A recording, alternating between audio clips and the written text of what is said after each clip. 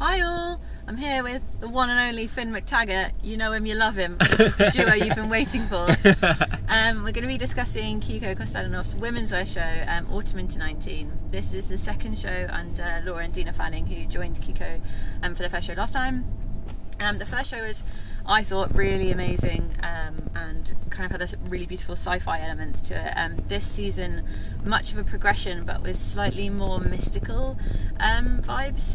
I actually sprinted in very late, very rude to the show and caught the tail end, so I'm going to be relying on Finn quite heavily for this discussion. But from what I did catch and from speaking to Laura and Dina backstage, a lot of this collection was based around these Mexican women from the 1900s and the duality that comes from those women. So the femininity and the power in that femininity, but also practicality, and that kind of summarizes the collection. So practicality comes in Asics, almost cycling sneakers and camper boots, and also the utilitarian vibe, which you see a lot in Kiko's menswear as well. And a continuation from last season, I would say, lots of triangular shapes, and the colour palette's still very much the same, pops of blues and purples and Everest greens. But this season much more tribal than sci-fi, kind of barbed wire patterns on the face and long, you could call them dreadlocks, but I think they were more kind of fabric tails in the hair. But really interesting shapes, lots of kick flares as well, which is also synonymous with the menswear in Kiko. So I was thoroughly impressed from the snippet that I saw.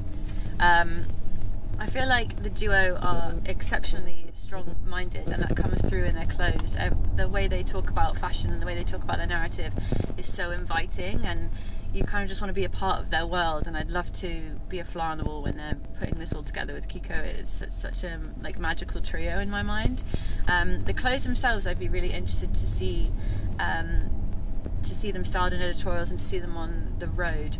On the road. I've got the car on the brain. We're on the road.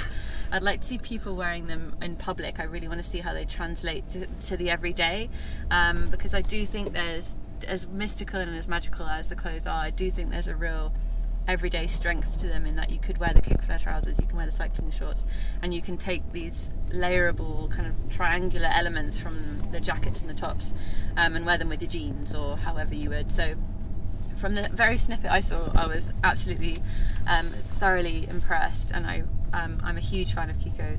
If anyone who knows me knows I waffle on about Kiko at any given moment. So before I keep waffling, I'm going to bring you in, Finn, because stop me from myself. What did you think? What were the strengths, weaknesses? What was your take? I mean, I thought it was just incredibly bold. Like the very first time I saw that first collection, I don't know, it just really stood out for being like so ambitious. Just in terms of like colour and shape and fabrics, and then the hair is always very over the top, the makeup, like nothing is like, it doesn't feel like super edited, I guess. Yeah. Which I guess sometimes it can like border on pushing it for like, yeah, sometimes it could maybe be pulled back a bit, but I just love how bold it is, and like you said, it speaks to like the strength of those girls' like vision. So yeah, I love it, and like just having that kind of like tiny like influence of the like old West, but with a kind of retro futurism sci-fi vibe was amazing. Yeah. I just think of like, I don't know, like Cowboys and Aliens or something. Or like, it's literally it in summary. That's so good. Yeah. It's just like, and then I just love anything that's like pretty kitsch. So like all that colour play is like super kitschy, and then mixed with this kind of like homely, patchworky stuff, and these neckties that like reference these Mexican bandoliers. It's just like a super clever play of like very disparate things. Yeah, and actually all those, it's interesting you mentioned like Cowboys and Aliens and sci-fi and all those elements. If you were to say kind of to someone, oh, it was referencing this, oh, it was referencing that, you might get an eye roll or two, or a oh god, like those old tropes. Yeah. But there's something really unique about the way they present those ideas, and you kind of want to be a part of that tribe. I want to be playing Cowboys and Aliens in those outfits. Yeah, and it's really like I guess it's always very cinematic. That's something I like about Kiko's stuff as well. It's just like it's a real attention to like good films and like classic films, and that's a kind of favorite. Someone's honking in agreement with yeah I love when anything's cinematic. Yeah, well, you didn't you do a film for them? I did do a film. I did a great. It's now on ID. Plug. It's not on SHOWstudio. I hope that's okay. It's on ID right now. Yeah, there's just like a lot to work with, and also like when I was doing the film for them, I'm used to like getting such a like oppressive kind of brief from people, and they would just very much like do whatever you want and interpret it in any way you like, and that worked really well. And so what I noticed with how Kiko approaches Laura and Deanna being there is very similar. He just says, this is their show. He doesn't have like a kind of dictatorial vision for it. It's just very much like... And also I even saw him, he was out there while people were coming in, and he was like saying hi to people and stuff. I was like, what are you doing out here? And he's like, well, it's not my show. And I just think that's fantastic. Yeah. Just to bring these girls in to do the Womenswear is great, and to leave them to just do their thing is fantastic. Yeah. Like, he's not going to like every single one of the looks. There's things that he might have changed about different bits and pieces, but there's no point where he's like micromanaging. It's total faith. Yeah. Exactly. And he was saying last season, he was like, God, they've really delivered so well. I really need to up the stakes with my menswear. Oh my God, yeah, exactly. Keep it up to their level.